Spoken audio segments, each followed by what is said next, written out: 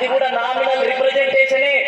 ఇవాళ దేశంలో రిజర్వేషన్ ద్వారా గెలిచే వాళ్ళందరూ కూడా నామినల్ రిప్రజెంటేటివ్స్. నిజమైనటువంటి పొలిటికల్ పవర్ లేదు వాళ్ళ చేతుల్లో. కేవలం ఏంటిది అని అంటే వాళ్ళు కనిపించడానికి మాత్రమే కనిపిస్తారు. కాబట్టి కాంగ్రెస్ పార్టీని నమ్మకుండా, బీజేపీని నమ్మకుండా, ఎట్లాగూ బీజేపీ ప్రధాన శత్రువే. కాబట్టి రెండింటికి ప్రత్యామ్నాయంగా ఒక ఆల్టర్నేటివ్ గా మేషరామ్ గారి నేతృత్వంలో ఈ రోజు భారతదేశంలో ఒక థర్డ్ ఫ్రంట్ ఆవిర్భవించాల్సినటువంటి అవసరం ఉంది. ఈ మధ్యనే 5 రోజుల క్రితం నేను ఢిల్లీలో ఒక మీటింగ్ హాజరయ్యాను. దాంట్లో లోహియాయిస్టులు, అంబేద్కరిస్టులు, బహుజనవాదులు, డెమోక్రాట్స్ అంటే జనతా పార్టీలో పనిచేసిన లోహియాయిస్టులంతా కూడా హాజరు కావడం జరిగింది. హాజరైనప్పుడు థర్డ్ ఫ్రంట్ గురించి మాట్లాడినప్పుడు నేను మేషరామ్ గారి పేరే చెప్పాను. ఈ దేశంలో ఒక విజనరీ ఉన్నటువంటి నాయకుడు మేషరామ్ గారు. ఇప్పటికే ఆయన భారతదేశం అంతా కూడా సంచలనాత్మకంగా తిరుగుతూ కరెక్ట్ గా ఏంటి అని అంటే మరి ఈ దేశాన్ని లిబరేట్ చేసే విధంగా ఉద్యమం చేస్తున్నాడు. వారి నాయకత్వంలో, లీడర్షిప్ లో ఈ థర్డ్ ఫ్రంట్ ఏర్పాటు చేయాలని చెప్పి నేను సూచించడం జరిగింది. వాళ్ళ యొక్క ముఖ్య ఉద్దేశం ఏంటిది అని అంటే 77లో జనతా పార్టీ ఏర్పడింది, 89లో జనతాదళ్ ఏర్పడింది. ఇప్పుడు మళ్ళీ అలాంటి ఫ్రంట్ ని ఒకదాన్ని తీసుకొని వచ్చి మళ్ళీ దేశంలో ఒక కొత్త పోలరైజేషన్ జరగడానికి ప్రయత్నాలు చేస్తూ ఉన్నారు. కాబట్టి నేను దృష్టి అంతా కూడా ఇటువైపు మళ్లించడం జరిగింది. చర్చించడానికి వాళ్ళు కూడా సిద్ధంగా ఉన్నట్టుగా కనిపించింది. దీనికి ఒక రూపం ఇవ్వాల్సినటువంటి సమయం కూడా ఆసన్నమైంది అని చెప్పి ఈ సందర్భంగా ఇవాళ థర్డ్ ఫ్రంట్ ఏర్పడితే బహుజన ఏదైతే ముక్తి పార్టీ ఏదైతే ఉందో దాని నాయకత్వంలోనే వివిధ రాష్ట్రాల్లో ఉన్నటువంటి అనేక రీజనల్ పార్టీస్ కలుపుకొని ఒక ఆల్టర్నేటివ్ గా మనం తయారు కావాల్సినటువంటి అవసరం ఉంది. దురదృష్టం ఏంటిది అని అంటే ప్రాంతీయ పార్టీలు కూడా కుటుంబ పార్టీలుగా మారిపోయాయి. ఇవాళ బీఆర్ఎస్ పార్టీ ప్రాంతీయ పార్టీ రూపంలో కుటుంబ పార్టీ లాగా మారిపోయింది. అదేవిధంగా చంద్రబాబు నాయుడు రీజనల్ పార్టీనే.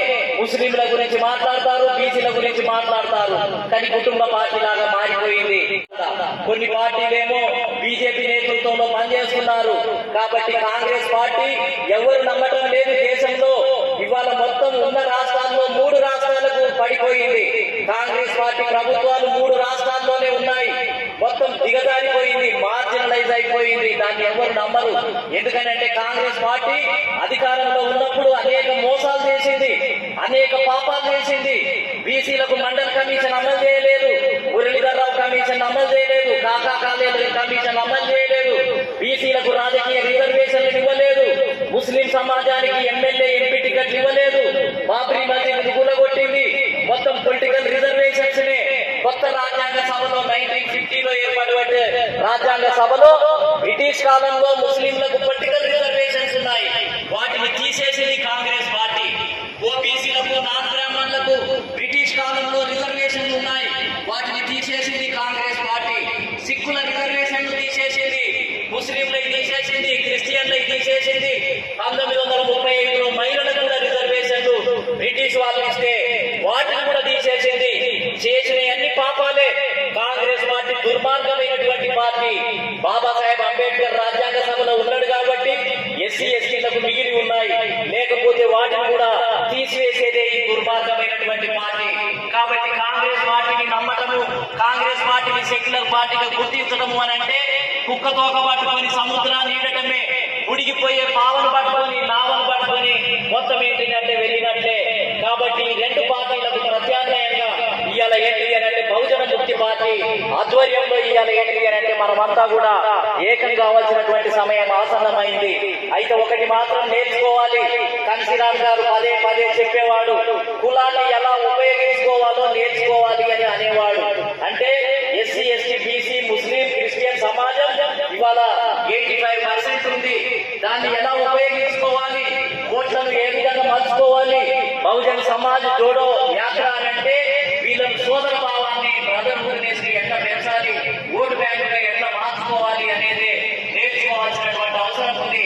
కానీ కొన్నిసార్లు మనం వాడే పదాలు కొన్ని కఠినంగా ఉంటున్నాయేమో అని అనిపిస్తుంది నాకు. ఎందుకంటే హిందువులు అనే పదాలు, లేకపోతే అనేక రకాలుగా కొన్ని తెలియకుండానే దేవుళ్ళ మీద మనం మాట్లాడే విధానము, అదే రకంగా కొన్ని సంస్కృతి పరంగా మాట్లాడే విధానము, ఇవన్నీ చూసేటప్పటికీ కొంతమంది ఏంటి అంటే బెదిరిపోతున్నారు. అదే విధంగా హిందువులు కానీ అదే విధంగా ఇతర ఏదైతే కొన్ని వర్గాలలో ఉన్నటువంటి వాళ్ళు ఎవరైతే ఉన్నారో భయకంపితులైపోతున్నారు. కాబట్టి మనం కొన్ని పదాలు కొన్నిటిని ఏంటి అని అంటే కొన్ని చూడనట్టుగానే వెళ్లాల్సినటువంటి అవసరం ఉంది. కాబట్టి ఇలా కేసీఆర్ ఏమంటున్నాడు అని అంటే నేను గొంగలి పురుగునైనా ముద్దాడటానికి సిద్ధమే, అదే విధంగా కృష్టి రోగినైనా కౌగిలించుకోవటానికి సిద్ధమే. అంటే వాళ్ళు గెలుపొందటానికి ఓట్లు పొందటానికి అదే విధంగా అధికారంలోకి రావడానికి దేన్నైనా భరిస్తారు. ఎస్సీ ఎస్టీ బీసీలను పక్కన కూర్చోబెట్టుకుంటారు, చేరదీస్తారు, వాళ్ళని ఏంటి అని అంటే బుద్ధగిస్తారు.